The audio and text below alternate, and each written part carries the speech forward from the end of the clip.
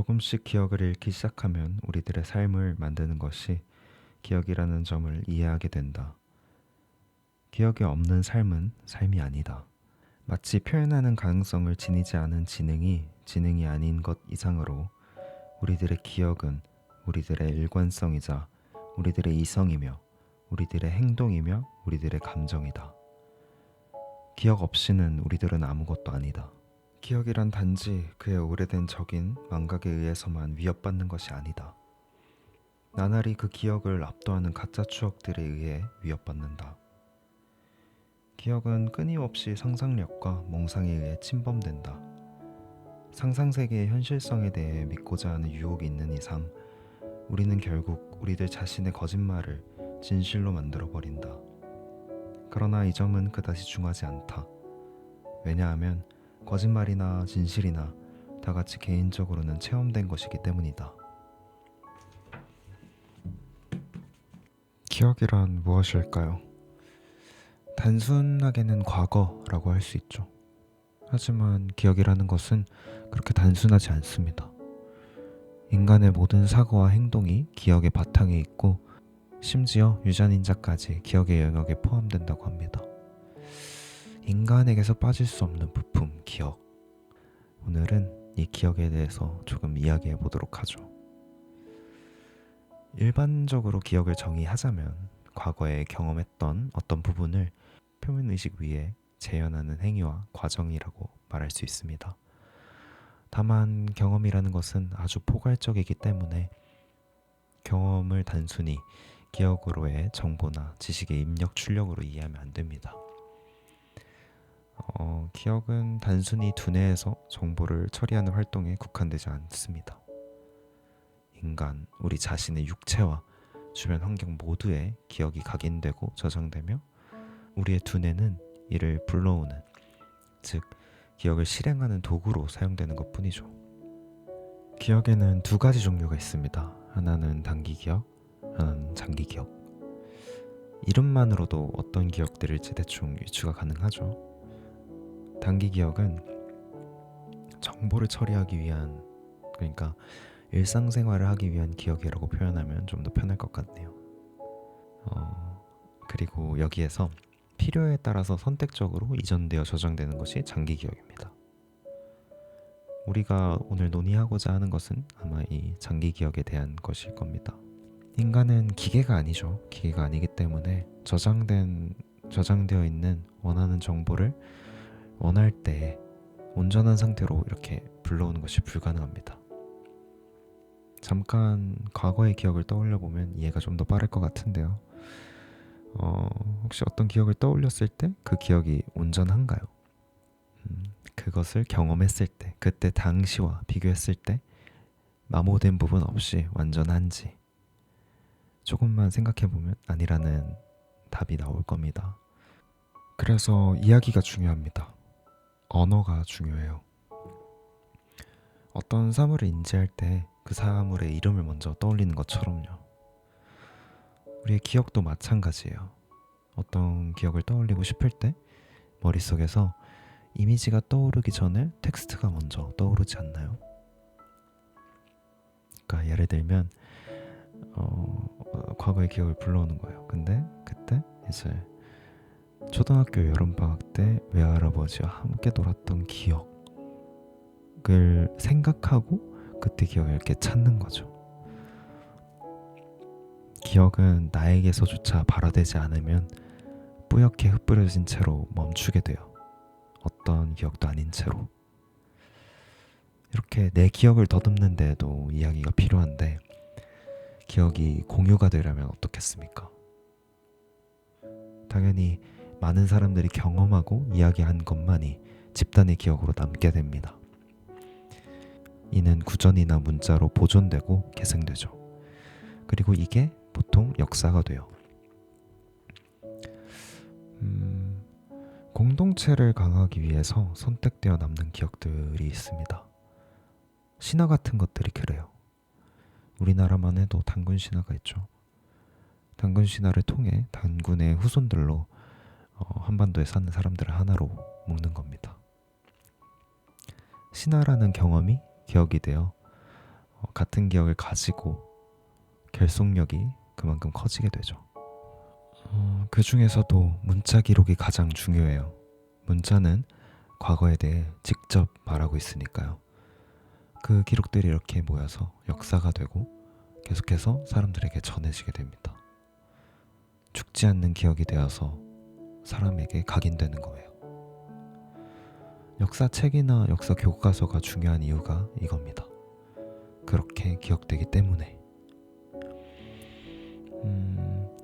기억을 불러오는 사물에 대한 이야기를 해볼까요? 왜 어떤 물건을 보면 저절로 기억이 떠오를 때가 있잖아요.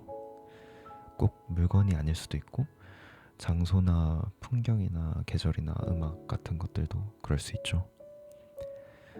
특별한 기억이 있다면 더욱 강력한 회상이 따라오겠지만 이유를 알 수 없이 회상이 이렇게 찾아올 때도 있어요. 그럴 때는 무의식과 연관이 있다고 생각해 볼 수 있는데 사실 우리에게는 무의식의 영역이 더 크다는 것, 이것은 다들 알고 계실 거예요. 대부분의 경험들이 그 무의식 아래에 갇혀 있을 테니까요. 왜 윤곽선만 이렇게 뚜렷하게 생각나는 기억 같은 게 있지 않나요? 정확한 내용은 기억이 안 나는데 그날의 날씨만 기억난다던가 하는, 하지만 어떻게 해도 그 이상 기억나진 않는, 그것들은 이미 사라진 기억이에요. 기억의 폐허, 잔해, 흔적. 그저 존재했다는 것만을 알 수 있는 기억. 이게 망각을 마주하는 방법 중에 하나입니다. 우리가 우리 기억으로 그 잔해에 대한 관계를 이해하기에 혹은 추측하기에 망각되었다는 사실을 알 수 있고, 또한 시간이 지남과 시간이 흘렀을 때의 덧없음을 잘 이해하게 될 수 있는 그런 부분이에요. 이번엔 사진과 기억에 대한 이야기를 해볼까요? 사진은 그려진 이미지들과 달리 지표적인 성격을 가집니다. 찍힌 대상의 존재 증명이 되는 것이죠. 핍진성 그리고 직접적인 물리적 접촉의 결과물이기 때문에 사진은 특정 순간을 증명하게 됩니다. 회화와는 다르죠. 사진은 이미 사라져버린 과거의 어떤 순간입니다. 사진을 통해 우리는 과거를 바라보는 것이고 그 과거가 현재와 연결되는 이중시제를 가지게 됩니다. 사진을 볼 때 과거를 우리가 상기하기 때문에 가능한 것인데 과거를 우리가 의식 속에서 재현하기 때문이죠. 때문에 사진은 기억과 혼동되기도 합니다. 가짜 기억을 만드는 거죠. 가짜 기억이란 실제로는 경험하지 않은 것들의 기억을 만들어내는 것이고 사진 외에도 비디오, 영화 등의 매체로부터 발생됩니다. 기술의 발전은 이것들을 더 가속화하고 극대화하고 있고요. 가짜 기억을 주제로 다룬 영화들이 꽤나 많은데 블레이드 러너, 아일랜드 등의 기억의 진정성에 대해 다룬 영화들이 있습니다. 인조인간이나 클론들의 기억을 또는 존재를 가짜라고 이야기할 수 있는가? 기술이 발전하면서 이런 토론이 더 과열될 것 같은데 만약 인간이 복제가 된다면 그리고 기억까지 온전히 이전된다면 진짜 나는 누구일지 어떤 것으로 우리는 진짜를 구분해야 하는지 생각해봐도 좀 재밌을 것 같아요. 또 기억은 선택적이라는 특성을 가집니다. 모든 것이 기억될 수 없고 필요와 조건에 따라 기억되는 것들이 선택되는 거죠. 이건 기억을 되살릴 때도 똑같아요. 그때그때 필요한 것들이 선택적으로 떠오르죠. 게다가 기억된 내용은 망각에 의해서 침식당하고 변질됩니다. 망각 때문에 기억하는 것이 과거와 똑같다고 할 수 없어요. 그 기억의 원본, 그러니까 실제로 그때와 얼마나 같을지 확신할 수 없는 겁니다. 이를 측정하려면 검증을 거쳐야 하지만 인간의 기억에서 검열은 있어도 검증은 불가능합니다. 그래서 기억의 복원은 현재의 욕망이나 편견, 상황적인 조건에 따라 달라져요. 후견지명, 꿈보다는 해몽에 가까울 수 있다는 말이죠. 그렇게 모든 기억은 시간에 따라 점점 앙상해집니다. 잊히거나 왜곡되고 심지어 가짜 기억이 침투해서 진짜 기억을 오염시키기도 하죠. 이건 사회적 사건일 경우에 오염이 더욱더 심해지는데 직접적 경험에 더해 풍문, 타인의 경험담, 미디어 등의 기억이 합쳐져 나의 경험이 되는 경우도 있습니다. 우리는 나의 직접 경험이 단편적이고 흩어져 있다면, 그러니까 나의 기억이 없거나 비어있는 부분들은 외부의 정보로 그럴듯하게 이야기로 만들려는 욕구가 있거든요. 이렇게 해서 개인의 기억이 사회적, 집단적 기억과 합쳐져서 새롭게 태어나는 경우도 있습니다. 또 완전 허구의 기억도 있어요. 꿈이나 몽상 같은 거짓 경험이 세상에 존재했던 것처럼 기억되는 것. 이렇듯 기억을 무조건적으로 신뢰할 수 없다는 것. 개인의 기억뿐만 아니라 사회적, 집단적 기억이 있다는 것. 진짜 기억과 가짜 기억이 한데 섞일 수 있다는 것을 잊지 말아야 합니다. 역사 교육이 중요하다고 이야기했던 것을 기억하나요? 조금 더 디테일하게 이야기해 봅시다. 우리는 집단적 기억도 사실과 허구가 섞여서 만들어진다는 것에 방점을 두어야 합니다. 학습은 기억으로 남고, 그러니 교육은 집단적 기억을 만드는 장치가 되니까요. 그렇기에 평형된 교육은 집단적 기억을 조작하는 것입니다. 어떤 식으로든 역사가 서술된다면 그것이 가짜라 할지라도 사실로서의 지위를 획득하며 거꾸로 그 집단의 기억을 지배합니다. 신화가 역사가 됩니다.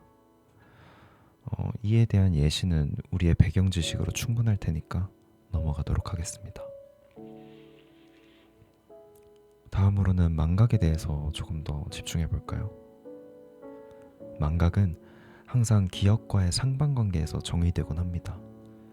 기억과 망각은 공존관계죠. 망각은 기억의 결핍, 기억의 손상, 기억의 상실입니다. 기억은 망각이라는 비인간적인 힘 또는 불가항력적인 힘에 저항하려는 인간의 노력이라고 할 수 있죠. 보통 기억은 긍정적으로, 망각은 부정적으로 취급되곤 합니다. 기억력이 좋다, 좋지 않다로 간단하게 예를 들 수 있을 것 같아요. 기억력이 좋다는 칭찬을 하기도 하잖아요. 실제로 우리가 살아가는데 기억이 필수적이고 중요한 역할을 한다는 의미로 생각할 수 있습니다. 근데 여기서 관점을 조금 바꿔보면 망각이 기억보다 일반적이고 지배적인 현상이고, 그렇기에 기억이 그만큼 특별하고 소중하다는 의미로 이야기할 수 있습니다. 망각과 기억은 상반되지만 균등한 무게를 가지진 않는다. 망각은 기억의 전제 조건이고 기억의 바탕이다. 아주 조금밖에 기억 못하는 사람은 바보지만 너무 많이 기억하는 사람은 미친 사람이다. 어때요? 망각이 조금 이해가 되시나요? 어떤 것을 기억하기 위한 사회적 제도는 많지만 반대로 어떤 것을 망각하기 위한 제도나 장치는 많지 않습니다. 그냥 둬도 망각은 찾아오니까요. 하지만 물론 아예 없진 않습니다. 좀 더 쉽게 설명하자면 일제치하에서 우리가 겪었던 민족 말살 정책을 예로 들면 됩니다. 우리의 민족을 역사에서 지우기 위해 일제가 행했던 정책이죠. 대표적으로 창씨개명이 있죠. 이름을 바꿔 정체성을 흐트려 놓는, 과거를 불분명하게 만드는 정책입니다. 끔찍하지만 한번 상상해 봅시다. 일제의 통치가 쭉 이어졌다면 지금 우리는 어떻게 됐을지, 우리는 우리로 남아있을지. 경험한 모든 것이 기억되진 않습니다. 그러나 학습된 모든 것은 동시에 기억이 됩니다. 기억은 망각에 대한 복수입니다. 시간의 부단한 위협에도 불구하고 잊지 않았다는 점에서 보다 큰 의미를 갖습니다.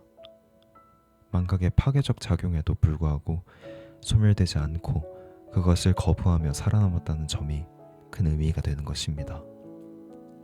그리고 기억이 기억으로 남는 데에는 다 그만한 이유가 있습니다.